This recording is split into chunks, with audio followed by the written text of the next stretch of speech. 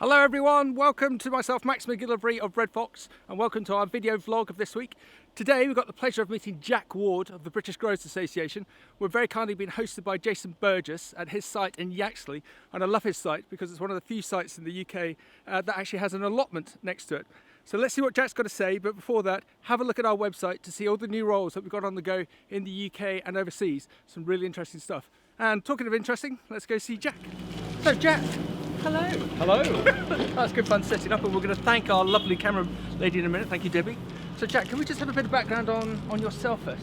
Yeah, for sure. I think I'm now in about my 38th year of working in the industry in various guises. For the past 5 of those years, I've been Chief Executive of British Growers and focused very much on the interests and the future of the fresh produce sector. But we do have a connection that's back in the day, I was your underling when you had a superior role at the NFU down in Sussex. Yeah, way back when. That is a long time ago. I think. But how did you get into the NFU? How did you get into agriculture in the first place? From the age of about 4, I never really thought about doing anything other than agriculture, something to do in agriculture. And farming background? Nope. Parents were nothing to do with agriculture. We were surrounded by farmland. We lived in Kent.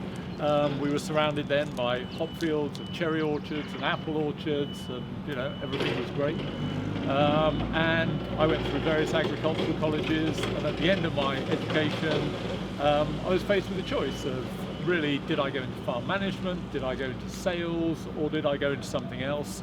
And somebody said, have you ever thought about joining the NFU? Okay. And I went, no. So I did a little bit of research about the NFU, and it did appeal to me, and I had a very enjoyable time. I think I was at the NFU for about 24 years. So when I worked with Jack, I was the group secretary in Chichester, and in our roles we had to sell insurance, and also when there was a lobbying or advisory work, we would come to the NFU, and you got me and my senior partner of the time out of jail a number of times down there. So yeah, it's very much our role. I think with my time at the NFU, I was there for nearly quarter of a century.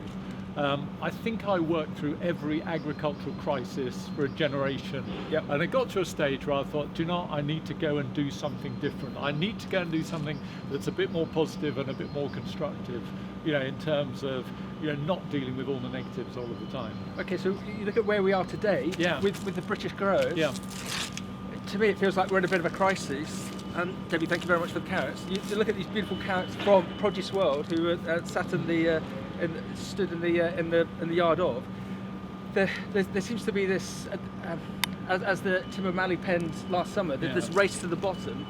That we've got this amazing produce. To me, it's the cure to the obesity crisis is fruit and veg, but we seem to be dumbed down on margin pressure from retailers. Consumers need to pay more for this fantastic produce, but they're not. So what's the answer? Because we just seem to be in a spiral. Yeah, I think you are right. Undoubtedly the pressure from the retailers just seems to get worse and worse year on year. One of our roles here at British Growers, I think, is to try and find some positives in what's happening at the moment. Absolutely. Yeah. We are focused on doing that. And the positives at the moment, here we are, we're a few days past Brexit. We have got an agriculture bill stuck somewhere in the process. And one of the things the agriculture bill is going to do is change the way in which farm support is distributed. And historically, the fresh produce industry has received very, very little by way of support from the EU. And we've got an interesting opportunity to try and change that. And there are 3 areas within the agriculture bill that I think are critical to the fresh produce industry. There's a certain piece about productivity. Yep. They're very keen to drive productivity. And when you look at the horticultural industry, we've got 167,000 hectares, roughly, out of about 17 million hectares in agricultural production in England and Wales, and yet we produce about 20% of total output. It's about £2.2 billion worth. Okay. And so, actually we justify much more attention than we've had historically. So there's a productivity piece. There's also something on producer organisations. We work with a lot of producer organisations. They're not flavour of the month for everybody, but one of the things we're keen to try and do is broaden the appeal of producer organisations and look at them and see how we can make them more UK-centric and more relevant to what growers are doing today. Okay. And the third element, and this is quite interesting, is supply chain fairness.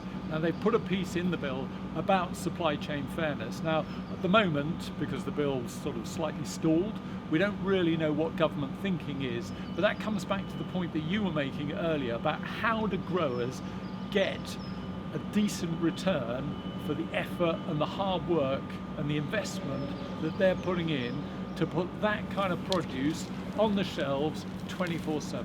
Okay, so I remember a old farmer of mine saying to me, Max, we're only in business for two reasons: to have fun and to make money. And a lot of growers at the moment aren't having much fun and aren't making much money. So with the assistance of the British growers, do you think when we're stood here in 2, 3, 4 years' time, there might be a bit more of a bluer sky than there is today?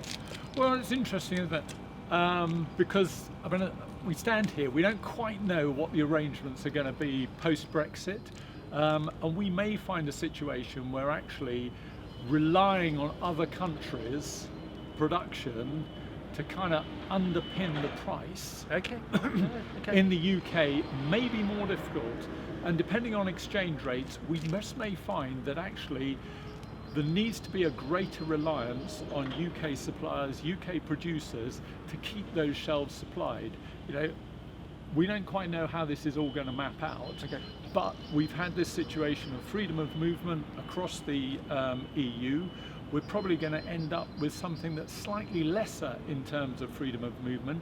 That may just persuade people to look more carefully and more closely at their UK-based supply chains and ask themselves, how do we secure that? How do we make sure that that is still there in 2, 3, 5, 10 years' time? Okay, and one of the most important things that we need to major on is that growers can't work independently. They need a lobbying voice. They need an organisation. They need you to speak for them, to make sure that this product is very well represented for the long term and hopefully to create that better margin for them. Yeah, I think horticulture and fresh produce industry has generally sort of paddled its own canoe because a lot of government focus has been around the supported sectors. But actually, this is where it's at. We underconsume fresh produce and we probably underproduce fresh produce. And when you look at the issues surrounding diet and health and all of these issues, actually part of the solution is increasing our consumption of fresh produce. And I think there were some figures out last year to suggest that if we got to the guidelines that are set by the health industry for consumption of fresh fruit and veg, there is a need for about another 1.5 million tonnes. So that's got to come somewhere. Absolutely. So that should represent some opportunity. So, you know, coming back to your original point, yeah, things are really, really difficult, but one of our roles is to try and find some positives and then to exploit those positives. Jack, fantastic. Can I give you the baton then of these carrots to take it forward and create the success that you already are doing, but for the long term for British growers and the horticulture sector? Indeed, Max, thanks very much. Excellent. Well done, Jack. Fantastic job.